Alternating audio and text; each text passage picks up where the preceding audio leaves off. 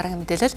За Монгол улсад цөлжилттэй тэмцэх талуудын баг хурал буюу COP17 эх 8 дугаар сард болно. За энэ хурал нь үл хөдлөх хөрөнгийн салбарт 48-аас 154 тэрбум төгрөгийн өгөөжтэй байх тооцоолол судалгаагаар гарчээ. За мэдээллийг эдийн засгийн болон сэтгүүлч уянг дэлгэрүүлэн хүргэнэ.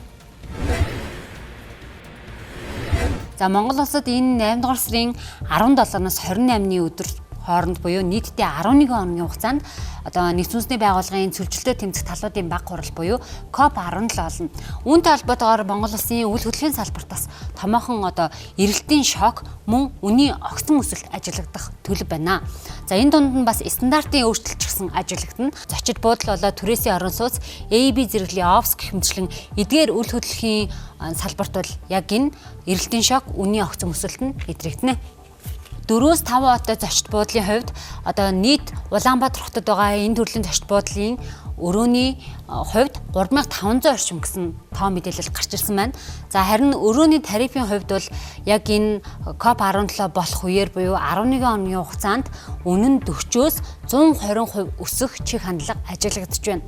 За тэгээд дүүргэлтийн хувьд бол эдгээр зочид буудлуудын хувьд 95-аас 100% дүүргэлттэй байна гэсэн урьдчилан судалгааг багш судлаач Батцэрэн гаргасан. За харин AB зэрэглэлийн офисын зах зээлийн мэдээллийг харах юм бол нэгдсэн үндэсний байгууллагуудын агентлаг болоод олон улсын төрийн бас байгууллагууд за мэдээллийн агентлагууд бол тухайн офисуудад бол төр байрлах хүрээнд түрээслэн гэсэн үг. За ингээд офисын дүүргэлт бол 95% ба түүнээс дээш болно. Мөн үнийгээ дагаад мэдээж хэрэг үнэн нь бол өснө. Түрээсийн орон сууцны зах зээлийн мэдээллийг харах юм бол 7 хоногоос дээш хугацаатаагаар ихэвчлэн одоо энэ олон улсын төлөөлөгчд бол байрлана гэж харж байна. Эрэлт өссөнөөрөө үнийн хувьд 60-аас 200% өсөх магадлалтай гэж судалсан байна. COP17-гийн үед бол одоо Монгол улсад ойролцоогоор яг энэ 11 хоногийн хугацаанд 5,000-аас 8,000 олон улсын төлөөлөгч ирнэ гэсэн ийм урьдчилсан тооцоолол байна. COP17-ноос зөвхөн дипломат болон бодлогын ач холбогдлоор хязгаарлагдахгүй, харин хүлээн авагч хотын зочлох үйлчилгээ, төр байршуулалт, тээвэр, дагалдах үйлчилгээний эрэлтийг богино хугацаанд огцом нэмэгдүүлдэг юм байна. За хүлээн авагч хотын үйлчилгээний салбарт өндөр төвлөрсөн ачаалал үүсгэнэ гэсэн үг юм байна. Өмнө Глазго, Шарм эль Шейх гэсэн хотуудад зохион байгуулсантай холбоотой мэдээллүүдийг нь харахад энэ үзэгдлээ дагаад тухайн үйл хөдлөх хөрөнгийн салбар нь илүү хөгжих боломж нь ч гэсэн бас нээгддэг байна.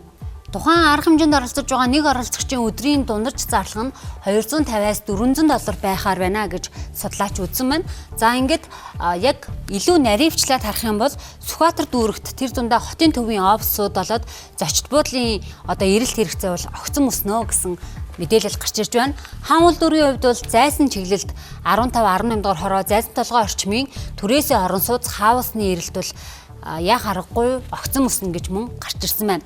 Баян зүрх дүүрэг болоод Баянгол дүүргийн хувьд бол яг энэ хотын төвд ойр хэсгүүд болоод мөн дээрээс нь орон сууц хямд одоо зочид буудлын эрэлт хэрэгцээ бол өснө гэж харагдаж байна. Бас зарим нэг офисуудын эрэлт хэрэгцээ ч гэсэн өснө гэсэн ийм хүлээлттэй байна.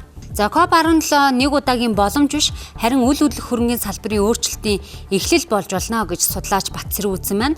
За зөв байршил, зөв хөрөнгө оруулалт хийсэн оролцогчид 2026-аас 2028 онд дунджаар 25-аас 40% одоо өгөөж авах боломжтой гэж үзсэн байна. Хэрвээ үзэгч та үйл хөдлөхөд хөрөнгө оруулахаар сонирхож байгаа бол нисэх буудлаас за хотын төв хүртэлх дагуу төвлөрүүлэх нь хамгийн өндөр өгөөжтэй гэж судалгааны дүнд гарсан байна. Засгийн газрын зүгээс COP17-гийн үр өгөөжийг үйл хөдлөх хөрөнгийн зах зээлд дамжуулахын тулд зочид буудлын бүтцийн одоо янз бүрийн татвар урамшууллуудыг бол тодорхой хэмжээгээр хөнгөлөх гэх мэтчлэн арга хэмжээ авч хэрэгжүүлэх нь зүйтэй гэж судлаач зөвлөж байгаамаа. Ингээд COP17 болсны дараагаар эдийн засгийн хувьд 13.7 саяас 44 сая Америк долларын одоо яг өгөөжтэй байж болох үз гэж харж байгаа юм байна. Энийг нь мөнгөн нь бол төгрөгөөр харах юм бол 48-аас 154 тэрбум төгрөгийн өгөөжтэй байж болно гэж үзэж байна. Инхээр COP17 зөвхөн олон улсын арга хэмжээ уулзалт хурал гэж харахаас гадна бас яг энэ үйл хөдлөх хөрөнгийн салбарт, барилгын салбарт маш чухал одоо ийм одоо үйл явдал болно. Мөн дээрээс нь давхар сорилттой давхар дагаад боломжууд үүсгэх ийм том хурал болно гэдгийг бас ойлгож төр хувийн бишил болоод мэргэжлийн байгууллагууд хоорондоо харилцаа уялдаатай ажиллаж чадвал богино хугацааны эрэлтийн өсөлтөөс гадна дунд хугацаанд өгөөж өгч энэ салбарын чанар стандартыг өөрчлөх боломж үүсэж байна гэсэн үг.